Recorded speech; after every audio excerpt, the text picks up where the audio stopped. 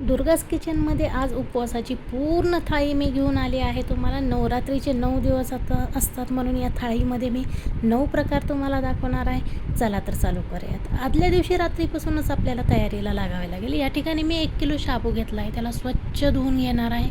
ह्याच्यातलं पूर्ण स्टार्च आपल्याला काढून टाकायचं आहे.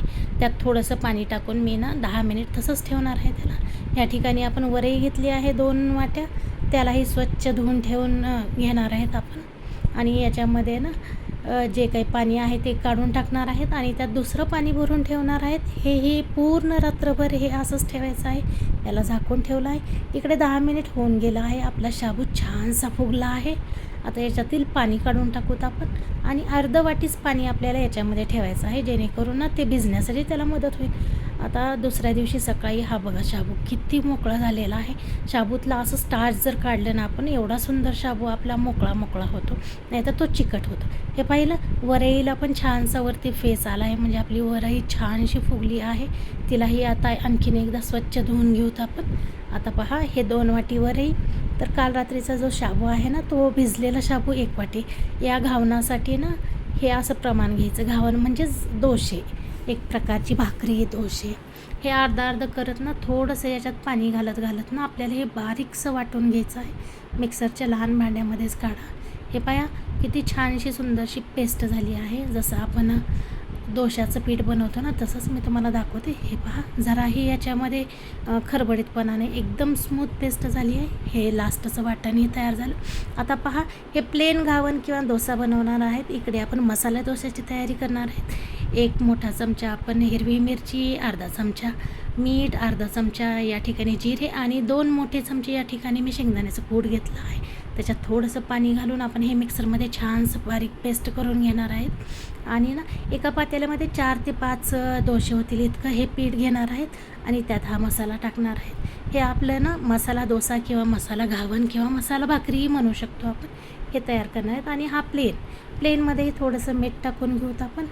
तेही रेडी होईल. आणि या मिक्सरच्या भांड्यामध्ये थोडंसंच पाणी टाकणार आहे, ते याच्यात घालणार आहे.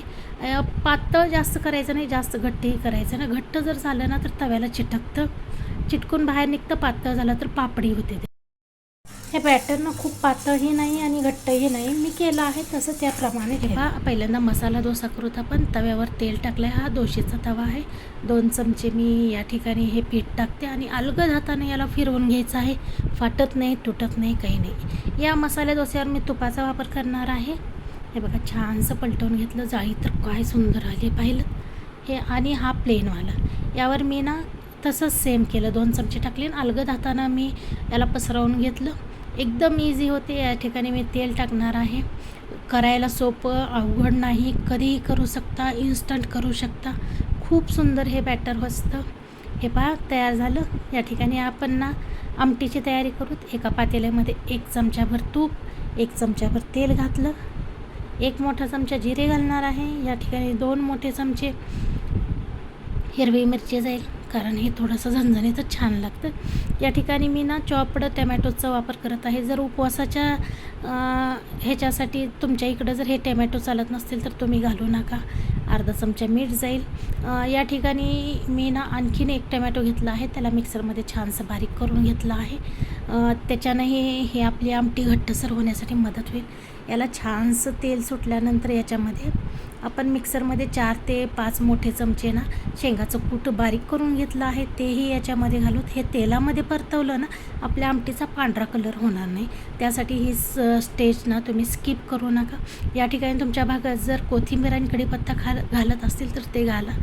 ह्याच मिक्सरच्या भांड्यामध्ये मी थोडंसं पाणी घालून ते पाणी या पातेल्यामध्ये मी घातलं आहे. आता याला छानसं उकळी आल्यानंतरच जेवढं आपल्याला पाणी घालायचं आहे तेवढं घालणार आहे मी. या ठिकाणी पहा, छानशी उकळी घातली. आता या ठिकाणी मी कमीत कमी अर्धा लिटर तरी याच्यामध्ये पाणी टाकणार आहे. आता ही आपली चटणीची तयारी. हे ओलं नारळ आहे. मिक्सरचं लहान भांडं घेतलेलं आहे मी. या ठिकाणी थोडेसे जिरे, अर्धा चमचा जिरे, अर्धा चमचा या ठिकाणी मीठ जाईल. या ठिकाणी दुसरं काहीच मी घालणार नाही. आणि अर्धा कप या ठिकाणी मी दूध घालणार आहे. तुम्ही दह्याचा पण वापर करू शकता. छानसे एकदा वाटून घेतल्यानंतर चतकोर कप मी या ठिकाणी पाणी घातलं आहे. हे बघा, एकदम छान अशी फाईन पेस्ट झाली आहे. आपल्याला डोशासोबत किंवा या घावणासोबत खूप सुंदर लागते. म्हणून मी केली आहे. चला तर हे काढून घेऊ ते एका भांड्यामध्ये. आता या ठिकाणी आपण ना बटाट्याच्या भाजीची तयारी करू. खमंग अशी ना तुपाची फोडणी याला जाणार आहे. तूप घातलं, जिरे, हिरवी मिरची, थोडंसं मीठ आणि हे बटाटे असे चॉप करून घालणार आहेत आपण. बस एवढंच फक्त. ही बटाट्याची भाजी आपली तयार झाली. हे पाहिलं आमटीला किती छानसं तेल सुटलं आहे. याला कमीत कमी 15 ते 20 मिनिट लागतात उकळण्यासाठी. हेही बाजूला काढून ठेवू. आता शाबूची तयारी. एक डाव आपण तेल घातलं, 1 चमचाभर आपण तूप घातलं, 1 चमचा या ठिकाणी जिरे, 2 चमचे हिरवी मिरची, मूठभर शेंगदाणे. छानसं खमंग याला परतून घेऊत आपण. या ठिकाणी ना जे रात्री आपण शाबू भिजवू घातला होता ना, तो मोठे 2 कपभर मी ना या ठिकाणी शाबू घेतला आहे. या ठिकाणी तुम्ही ना मीठ घालणार आहे अर्धा चमचा. तुम्ही कच्चा बटाटाही घालू शकता खिसून, पण ज्या टायमाला आपण तेल घालतो ना त्या टायमालाच बटाटा घालायचा, म्हणजे सगळी प्रोसेस करेपर्यंत ना आपला बटाटाही शिजतो. या ठिकाणी 4 ते 5 चमचे आपण शेंगाचं कूट घातलं आणि वाफ येईपर्यंत ठेवायचं. चला तर प्लेटिंग करूयात. हे पाहिलं, सुंदरशी प्लेट घेतली. या ठिकाणी 1 वाटीभर आपली आमटी, 1 नंबरची डिश. 2 नंबरची ही ओल्या नारळाची चटणी. 3 नंबरची दही कसं बनवायची याची लिंक मी वरती देते. 3 नंबरची झाली डिश आपली. हे शाबू 4 नंबरचा आला इकडे. आता हे दोन्ही प्रकारचे घावन. 5 नंबर मसाला घावन, 6 नंबर प्लेन घावन आणि 7 आणि 8 खूपच सिंपल आहे ही. आणि 9 नंबरची डिश म्हणजे ही आहे आपला तडक्याचं बटाटं.